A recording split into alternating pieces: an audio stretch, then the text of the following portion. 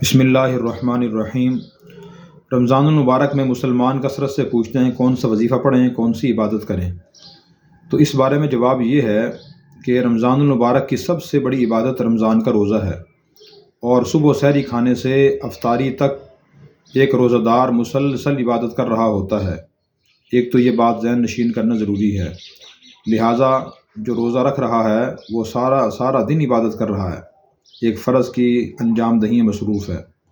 Number دو، دوسرا یہ کہ کون سا مسلمان کون سی عبادات وظائف پڑھے، تو یہ ایک خاص طریقہ اور ایک خاص چیز بتانا مشکل ہے، اس لیے کہ آج کل لوگوں کی مصروفیات ہی بہت زیادہ ہیں، دوسرے فرائض ذمہ داریاں بھی ہوتی ہیں، مثلا دکان پہ جانا ہوتا ہے لوگوں نے، دفتر میں جانا ہوتا ہے، یا اپنا اور بازار کا کام بھی کرنا ہوتا ہے، خواتین نے گھر کے کام کرنے ہوتے ہیں، تو اس لیے جو ضروری عبادات میں بتا دیتا ہوں۔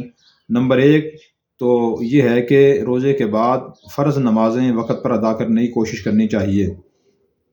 ایمان کے بعد سب سے اہم ترین فریضہ نماز ہے، اور اس مہینے میں خاص طور پہ اس کی کوشش کرنی چاہیے۔ حدیث میں آتا ہے کہ رمضان المبارک میں ایک فرض ادا کرنے سے 70 فرائض کا ثواب ملتا ہے۔ تو خواتین گھر میں پابندی سے وقت پر نماز ادا کریں، اور مرد حضرات باجماعت مسجد میں نماز ادا کرنے کی کوشش کریں، اور جماعت کے ساتھ نماز پڑھنے سے 27 گنا ثواب ملتا ہے۔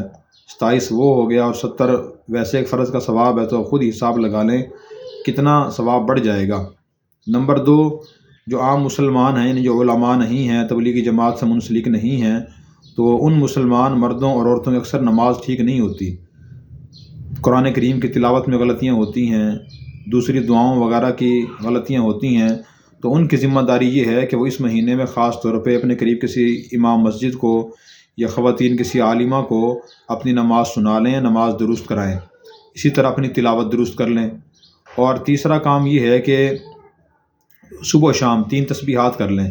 تیسرا کلمہ سبحان اللہ والحمد للہ ولا الہ الا اللہ واللہ اکبر 100 مرتبہ، اور اسی طرح درود شریف صلی اللہ علیہ وسلم 100 مرتبہ، اور استغفر اللہ 100 مرتبہ یہ پڑھ لیں۔ اور مزید اللہ تعالیٰ توفیق دے اور وقت مل جاتا ہے تو ترجمہ تفسیر کے ساتھ قرآن کریم پڑھنے کی کوشش کریں، جتنا آسانی سے پڑھ سکیں۔ قرآن کریم میں فقرؤوا ما تیسر من القرآن، جتنا تمہیں آسان لگے اتنا تم قرآن کریم پڑھ لیا کرو۔ تو کسی کے لیے ایک رکوع پڑھنا آسان ہے، کسی کے لیے ایک پاؤ، کسی کے لیے ایک پارہ، جتنا ہی پڑھیں اللہ کا واسطہ سمجھ کے پڑھیں۔ ہمارے ہاں سمجھنے کی طرف بالکل توجہ نہیں ہے، خاص طور پہ عورتیں الحمدللہ گھر میں تلاوت کرتی ہیں، 5 10 قرآن ختم کر لیتی ہیں، لیکن سمجھتی لفظ بھی نہیں ہے۔ حضرت عبداللہ بن عباس رضی اللہ عنہما کا ارشاد ہے کہ میں سورہ اخلاص اور سورہ کوثر سمجھ کر پڑھ لوں، میرے نزدیک زیادہ پسندیدہ ہے اس سے کہ میں سورہ بقرہ اور سورہ آل عمران فرفر پڑھ جاؤں، مجھے سمجھ نہ آئے۔ ایک مسلمان سمجھے گا تو عمل کرے گا۔ تو قرآن کریم کی تلاوت کا سب سے افضل درجہ یہ ہے کہ ایک مسلمان سمجھ کر پڑھے اور عمل کرنے کی نیت سے سمجھے۔ تو جتنا بھی آپ پڑھیں، خاص طور پہ آخری جو 10 صورتیں ہیں، سورہ فلق، سورۃ الناس، سورہ اخلاص وغیرہ، جو پورا سال نماز میں پڑھی سنی جاتی ہیں، تو ان کا ترجمہ اور تفسیر ہر مسلمان یاد کر لے، خواہ پڑھ کر خواہ سن کر، تاکہ اس سے پتہ ہو کہ اللہ تعالیٰ مجھے کیا پیغام دے رہے ہیں۔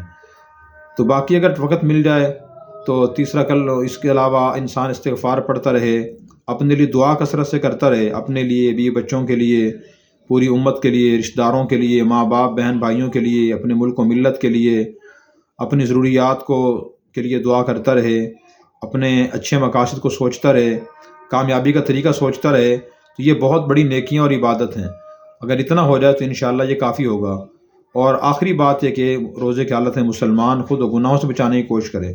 ہمارے ہاں نفلی عبادت پہ تو کچھ نہ کچھ توجہ ہوتی ہے، لیکن ایک مسلمان خود و گناہوں سے نہیں بچاتا۔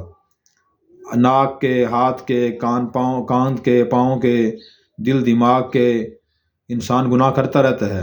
تو اس لیے روزے کا مقصد یہ ہے کہ مسلمان میں پرہیزگاری پیدا ہو، تقوی پیدا ہو، وہ گناہ بچنا سیکھے، اس کی ہم بھرپور کوشش کریں۔ اللہ ہمیں عمل کی توفیق عطا فرمائے۔